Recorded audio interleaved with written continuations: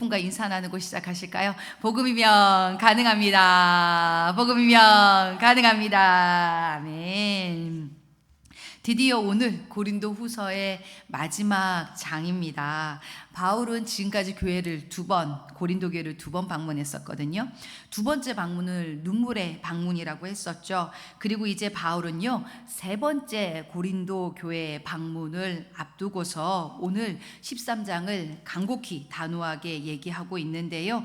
이번에 세 번째로 고린도 교회를 방문하게 되는 것은요, 단순한 인사 방문이 아닙니다. 거짓 사도들의 공격, 교회의 분열, 회개하지 않는 죄악들 때문에 바울은 이미 여러 차례 경고했고 오늘은 마지막 당부를 남기고 있죠.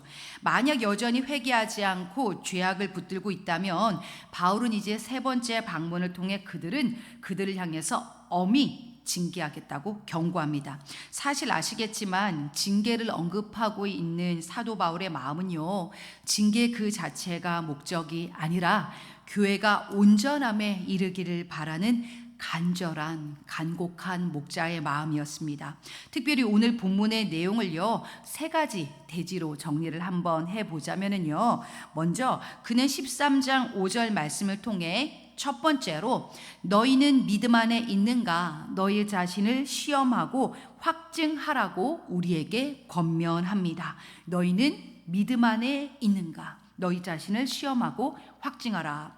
고린도 교인들은요, 바울을 시험했지만 정작 자기 자신들의 신앙은 점검하지 않았습니다. 그래서 바울은요, 본질적인 질문을 그들에게 던지고 있는 거죠. 예수 그리스도께서 너희 안에 계신 줄을 알지 못하느냐라고요.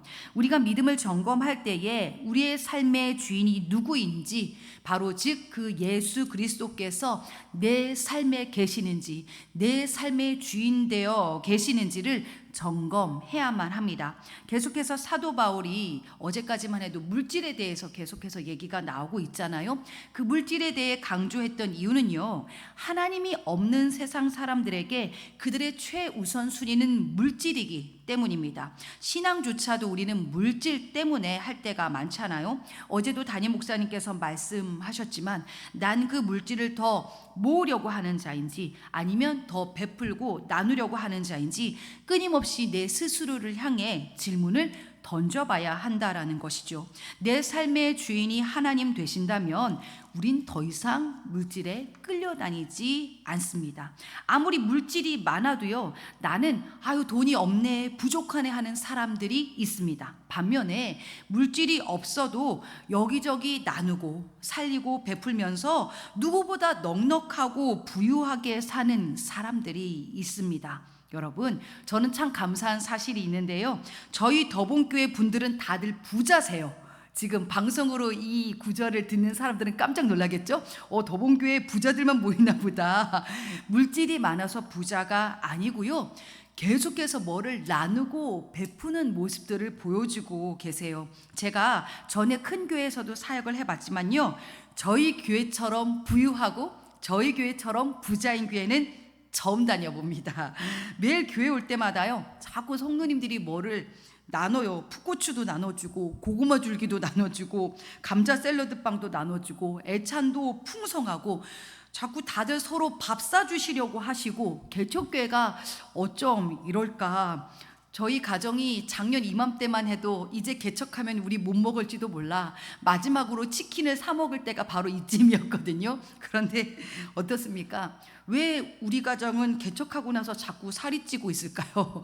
정말로 풍성하게 나눠주시는 것들 또 함께 우리가 나누면서 너무나도 부유한 더봄교회로 지금 하나님께서 인도해 주고 계신데요, 너무나도 참 감사드립니다. 그런데 반면에 고린도 교회는 어떠했습니까? 고린도 교회는 여전히 교만의 문제, 음란의 문제, 분열의 문제, 이게 다 뭐예요? 하나님이 아닌 내가 내 삶의 주인 될 될 때 나타나는 부정적인 결과, 열매라고 표현하기에도 좀 뭐합니다. 이건 부정적인 결과들이잖아요. 내 삶의 주인이 누구인지, 내 삶 속에 맺어가고 있는 열매가 무엇인지 우린 매일 이 시간들을 통해 점검해야만 할 것입니다. 나는 지금 믿음 안에 있는가? 나는 지금 정말로 내 믿음의 상태는 어떠한가? 내 삶의 중심이 하나님이신가? 아니면 여전히 세상이고 그 물질인가? 라는 것이죠. 우리 청년들이 요즘 그런 고백을 해요. 자기도 모르는 사이에 많은 부분에서 세상과 타협하며 살아왔더라 라는 것이죠.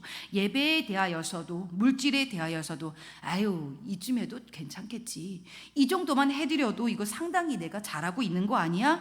그러면서 자신들도 모르게 신앙의 기본이 많이 어그러져 있었다라는 거예요. 이 고린도 전후서 말씀을 듣고서요, 우리 청년들도 지금 자신들의 믿음을 점검해 가고 있습니다. 나도 모르는 사이에 내 삶의 주인을 교묘하게 내가 바꿔놓고 있었구나.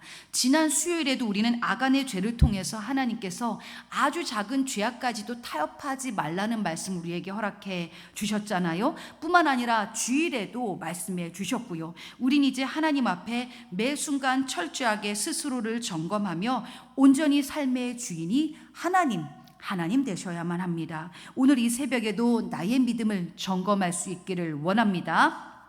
둘째, 이제요 사도 바울은요 징계의 목적은요 세우기 위함이다 라고 이야기합니다. 2절에서 바울은 굉장히 또 다시 예전의 논조가 나왔습니다. 내가 다시 가면 용서하지 않겠다라고요. 다시 또 강력한 어조가 나오고 있는데요. 하지만 그 목적은 오늘 13장 10절에도 나오지만 너희를 넘어뜨리려는 것이 아니라 세우려 함이다라고 밝히고 있습니다. 오늘날 교회 징계도 마찬가지입니다. 단순히 잘못을 드러내려는 것이 아니라 성도를 회복시키고 공동체를 건강하게 세우는 목적이 있어야 합니다. 하지만 오늘날의 교회는요 이 징계 자체가 많이 사라져 버린 것이 문제이기도 하죠.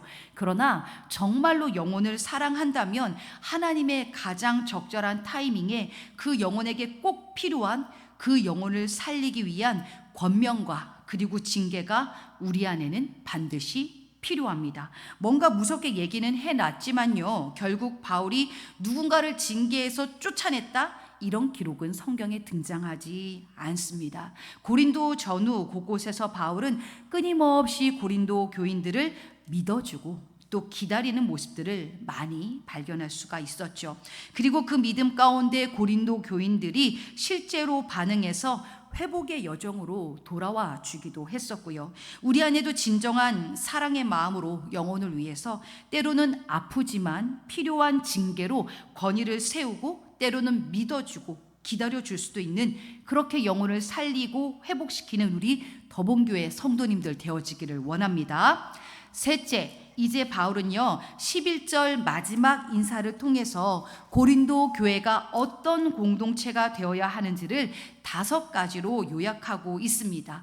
이 5가지는 오늘날 저희 더본교회가 또 우리의 가정들이 온전히 세워져야 할 그런 공동체의 모습이기도 한데요. 첫 번째로는요 기뻐하라 라고 나오고 있습니다. 기뻐하라.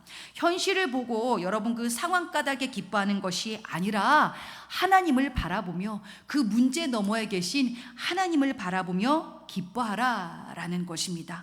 때로는 기뻐할 수 없을지라도 내게 주어진 그 상황 가운데에서 합력하여 선을 이루어 가시는 그 하나님을 신뢰하는 까닭에 기뻐하라 라는 것이죠.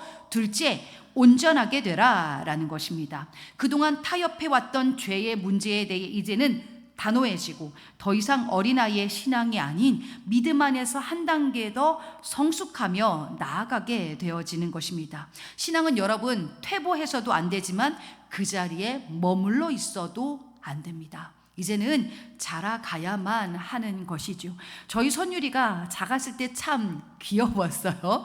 크면서 점점 뭔가 하지만 여러분 어떻습니까? 작다고 귀엽다고 해서 가만히 머물러 있어서는 안 되겠죠? 점점 자라가야 합니다. 자라가면서 치열하게 내면과 싸우기도 하고 성장하고 성숙하는 모습, 그러다 보니까 또 지금은 멋진 모습들이 있어요. 엄마 아빠의 모습을 헤아려주는 모습도 있고, 요즘 우리가 이렇게 개척의 과정 가운데서 이 아이가 얼마나 멋진 동역자가 되어졌는지 모릅니다. 어때요? 자라가야 한다. 머물러서는 안 된다. 이처럼 우리의 신앙도 동일합니다. 주 안에 퇴보해서도 안 되지만 머물러 있어서도 안 됩니다. 우리는 자라가며 주님을 닮아가는 그 자리로 더욱더 온전해져야만 합니다. 셋째, 위로를 받으라. 그런데 이 말이 참 그렇죠. 주어가 없어요. 위로를 준 사람이 없는데 대뜸 위로를 받으라는 겁니다. 근데 여러분, 온전한 위로는 어떻게 받는 겁니까? 그 위로는요, 사람을 통해서 절대 받을 수가 없습니다. 사랑하는 사람조차도요, 나를 온전히 위로할 수가 없더라고요. 그래서 이 위로를 받으라라는 것의 원어적인 속뜻을 보면은요, 가까이 다가가라는 뜻이 있거든요. 그 가까이 다가가라, 즉 누구에게 다가갈 때 온전한 위로를 얻을까요?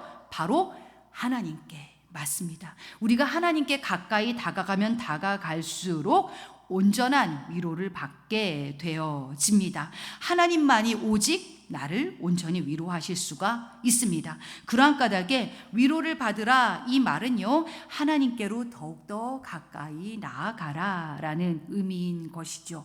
그리고 나서 이제 넷째, 마음을 같이 하라라는 표현이 나오죠.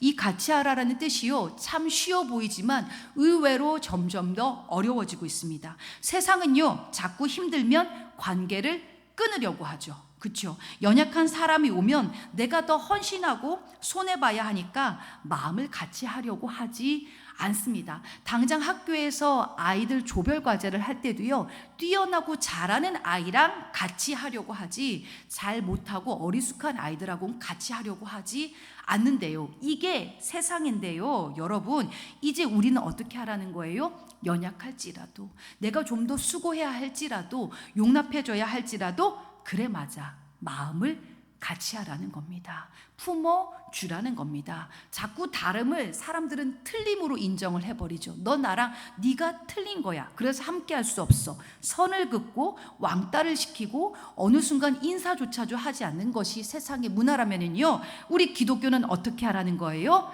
틀린 게 아니야, 다른 거야, 다양한 거야. 다름을 통해서 배워가고 함께하라고 얘기를 하는 거예요. 그래서 하나님께서는 할 수 있는 한 품어주고 하나 되고 화목하게 지내라 라고 얘기를 해요. 우리는 틈만 나면 적을 만들잖아요. 그런데 그러지 말라라는 거예요. 틈만 나면 화목하게 지내라, 하나 되어 지내라. 다름이 힘은 들더라도 기다려주고 배려도 하고 이야기에 귀도 기울여주면서 마음을 같이 해라 라고 권면해주고 계십니다. 그리고 마지막으로 평안할지어다, 샬롬. 이 샬롬은요, 하나님께서 우리와 함께 하실 때에 무엇이 두렵겠는가? 즉 사랑과 평강의 하나님이 너희와 함께 계시리라, 그 하나님 까닭에 평안할 수 있다라는 것입니다. 사랑과 평강의 하나님이 친히 나와 함께 하실 때에 또한 이 모든 5가지의 내용도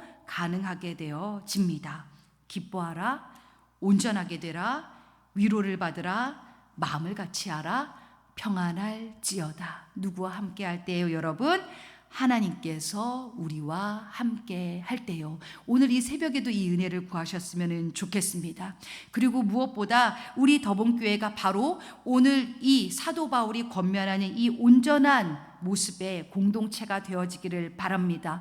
은혜 안에서 기뻐하고 더욱더 신앙이 성숙하여지며 하나님과 가까이 지냄으로 위로받고 서로 마음을 같이하며 하늘의 평안을 항상 누리는 우리 더본교회, 우리 모든 성도님들의 삶이 될 수 있기를 주님의 이름으로 축복합니다. 이러한 부분들을 생각하시면서요, 고린도 후서 13장 말씀을 다 같이 한 목소리로 우리 합독하도록 하시겠습니다.